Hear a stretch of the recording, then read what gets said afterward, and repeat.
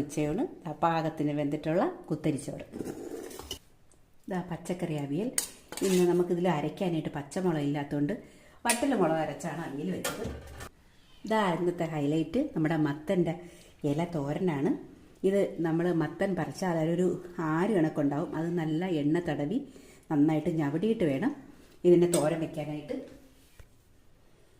ഇത് ബീൻസ് ഉപ്പേരിയാണ്.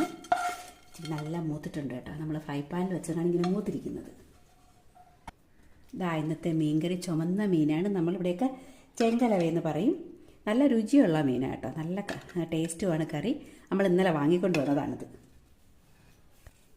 ഇത് തേങ്ങയും മോരും ചെറിയ ഉള്ളിയൊക്കെ ചേർത്ത് വെച്ച പുളിശ്ശേരിയാണ്.